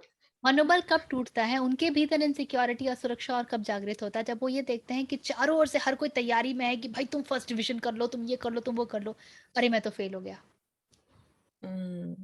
Then they are in depression. Then a lot of times they are not able to hold because everything around looks, अब मैं क्या करूं, जीवन तो खत्म हो गया. पर जीवन कभी खत्म नहीं होता ऐसे. वो ना हमारा जो माइंड होता है ना, वो हम हम जब पूरा अगर यंग होते तब स्टक होता है. स्टक हो जाता हम है कि and then please know they will be stuck. अभी और उनके लिए जीवन तो YouTube से बाहर ही नहीं निकलता जल्दी. स्टक होंगे अगर आपने एक चैनल ऑफ कम्युनिकेशन उनके साथ नहीं बनाया है. If you have not shown them a space, और इसका मतलब ये नहीं है कि आप उनको कभी ये नहीं कह सकते हो कि ये करना है तो करना है. ये भी कहोगे कि ये होना है तो होना है. जो हमारी जनरेशन है ना, उसमें क्या है ना कि हम जैसे हाँ हमारे पेरेंट्स ने बोल दिया तुम्हें डॉक्टर बनना है तो बनना ही है, तो हम बन भी जाते थे हम, हालांकि उसके बाद में हम 40-50 के बाद में हम जरूर सोचते हैं यार मुझे तो ये नहीं बनना था। एंड बट अब क्या है ना, नो वी नो कि ये गलत है, तो हम we give all the options and then I think इसलिए ज्यादा वो होता है, कंफ्यूजन हो जाता है, अरे यार मैं ये सही भी कर रही हूँ कि नहीं as a parent. allow them to rather explore and talk to them कि तुम्हें क्या पता चला, तुम ये क्यों करना चाहते हो, कैसे करना चाहते हो, कहाँ जाना चाहते हो, तुम्हारी कितनी तैयारी है, how do you relate with this work, what is that you are learning. When these things will start to happen, then you will be able to guide them better. True. You explain very well actually the entire thing. मैं कर रही हूँ ना ये सब, तो मुझे बहुत ध्यान देना पड़ता है। Although my daughter is in class 8th only, पर अब वो एक peer pressure उसके ऊपर दिखता है कि she tries to, तो मैंने कुछ कार्य उसके लिए बिल्कुल ये किए हैं कि भाई तुम्हें कपड़ा आयरन करना आना चाहिए, अपना स्कूल ड्रेस तुम ही आयरन करोगी। सो आई एंश्योर, शुरू में 3 दिन सिखाया, फिर 2 दिन साथ में खड़े होकर के करवाया। Now she is able to do it well. कभी रात में 10 बजे करती है तो फिर मैंने प्रोटोकॉल लगाया कि नहीं, तुम जब नीचे जाती हो उसके पहले ये सब रेडी होना चाहिए, तब रात को 11 बजे नहीं होगा। Because she also has to know I am taking pain कि भाई तुम स्कूल टाइम पे पहुंचो, तुम्हारा ड्रेस ठीक हो, अरे तुम्हारा भी तो कुछ इसमें भागीदारी होना चाहिए ना, तुम्हारा स्कूल है, तुम पहुंचते हो तो पता कैसे चलेगा। So small small things you make them learn धीरे धीरे, ताकि वो जब उस स्थिति में आए कि जब अपना जीवन यापन अकेले करना है खुद से, तो भर्रा ना जाए। And then when you discuss with them, you allow them to, then they understand that there is a way to deal with life. हाँ हिना जी। Yeah, I would like to share because I have 2 daughters, and one is married just a year ago and one is 23. तो वो लोग but यानी जैसे अभी discussion चल रहा था, जैसे आप बोल रहे थे कि ये, and I am a teacher in school, pre primary teacher also, तो पेरेंट्स बोलते हैं कि नहीं पढ़ता है, नहीं लिखता है, क्या करे। या मेरे बच्चे भी है ना, मैंने उनको 3rd 4th में ही छोड़ दिया था, बड़ी वाली को नहीं छोड़ा था, छोटी वाली को छोड़ दिया, क्योंकि क्या हम लोग बहुत स्पून फीडिंग करते हैं उनको। And you know where the problem arise, I feel, क्योंकि we give them all comforts, so they don't want to learn also.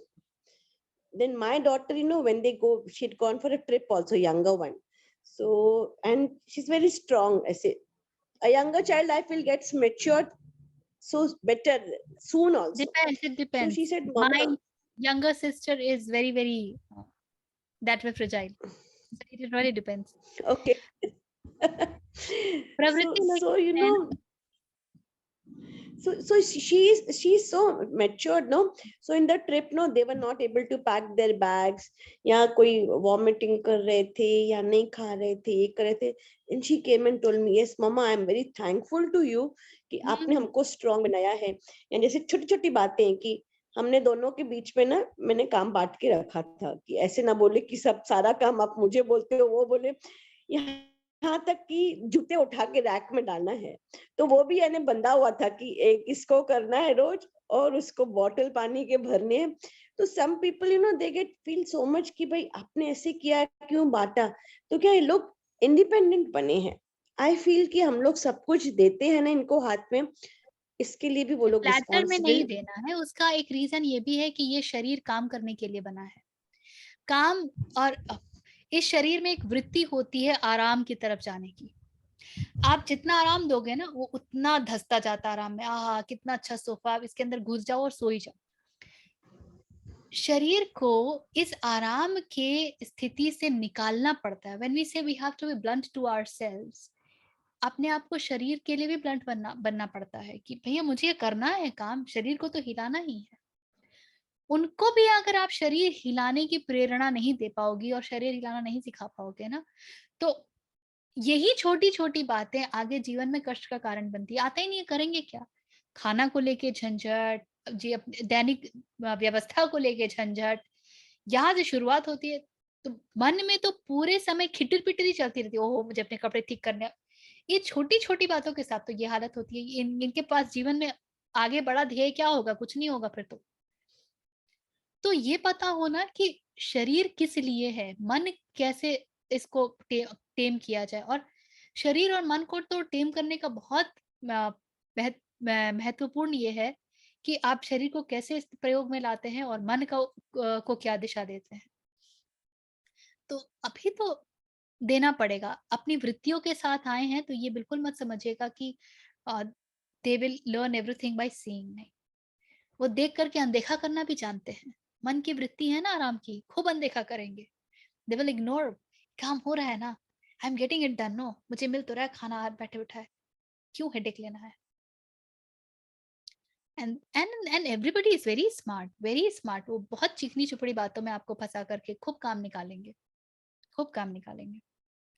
सो जो मन को समझता है, जो शारीरिक संरचना को समझता है, उसे ये पता होगा कि उचित क्या है, और जिसके लिए सर्वोपरि अध्यात्म है, फिर वो बच्चों के साथ वही करेगा जो एक आध्यात्मिक व्यक्ति करता है। And it is not to पकड़ करके उनको आध्यात्मिक बनाना है, ऐसे वो आध्यात्मिक कभी नहीं बनेंगे। If they have started to understand how you understand mind, that is very evident in your behavior, in your dealing with them, in your communication with them. They will start to understand it. आप जब उनके मन को पढ़ के बताते हो तो आप बताते हो ना कि बेटा मन ऐसे ही तो काम करता है, तुम्हारा मन ऐसे काम करता है, मेरा नहीं करता है क्या? मुझे भी अपनी चीजों के साथ लड़ना पड़ता है, मेरे अंदर भी इस तरह की तमस है, मेरे भीतर भी मुझे भी आलस आता है, but I have to pull myself and I pull myself. मैं धक्का मारती हूँ, अपने आप को डंडा लगाती हूँ। सो दे गेट टू नो कि डंडा लगाना पड़ता है, and slowly and gradually they will start doing it. Hormonal search भी है, एज का वो हिसाब किताब भी है, पीयर कम्युनिटी भी वैसी है, जहां दिन भर उठ रहे हैं बैठ रहे हैं, कोई बड़े सत्संगी लोग तो होते नहीं है, तो जहां उठ रहे हैं बैठ रहे हैं पूरा इन्फ्लुएंस है। वहां पर यदि हमने कम्युनिकेशन चैनल ब्लॉक कर दिया है और वो हमारी वल्नरेबिलिटी को हम यूज कर रहे हैं ऐसा वो देखेंगे, देन इट्स अ डिजास्टर। सो मन के तल पर उनको स्ट्रांग बनाना है, और उनको उनकी वल्नरेबिलिटी को यूज करने का जरूरत नहीं, क्योंकि मन का काम होता है जज करना। तो यदि हम उनको जज करने में बैठ गए हैं तो हम भी तो अपने मन के अधीन हो गए ना, कहाँ मन के आगे बढ़ पाए। So hold your judgements, don't allow it to interfere, don't value your judgements. जानो ना कि अरे वैल्यू मन का एक परसेप्शन कर रहा है, जिसे लगता है कि यही है। क्या वाकई यही है? क्या वाकई देख लिया? क्या वाकई इतनी बुद्धि आ गई कि देख सकते हैं? So then communication channel establish होता है, और जब कम्युनिकेशन चैनल एस्टैब्लिश होता है then they start to trust you. उस वक्त अगर आप उनको कोई कार्य सौंपते हो ना, तो वो आनाकानी कर सकते हैं किंतु अंततः वो करते हैं, because that is established. They know some, they have that feeling कि कुछ तो है जब मुझे कहा जा रहा है ये करने के लिए, इसका कुछ तो कारण अवश्य होगा। और फिर उदाहरण होते हैं ना, बताओ कि तुम जब, मैं तो बोलती हूँ अपनी बेटी को कि तुम जब प्रेप में थी, नर्सरी में थी, उस समय मुझसे पूछती कि ABCD पढ़ के मैं क्या कर लूंगी, तो मैं बता पाती? तुम समझ पाती? अच्छा हुआ तुम्हारे पास बुद्धि नहीं थी पूछने की, नहीं तो आज जो पढ़ रही हो ना कुछ नहीं पढ़ पाती। So a few things you should know that you have to obey, and a lot of things I'm there to talk about, which also means that you should have fun time with them also. Don't only have the parent time. No, have those No, fun no, time. nowadays, yeah, and nowadays the more of these counselors and this generation is totally changed. We say like we have to change, but we don't change. We just say here. I feel that some see every coin has two sides, but I feel, are we really changing? Are we really doing it? So many times, sometimes when small child also asks me a question, or sometimes a parent or my children, so I just judge in my mind. I sit for Reiki also, I sit for water charging, but my children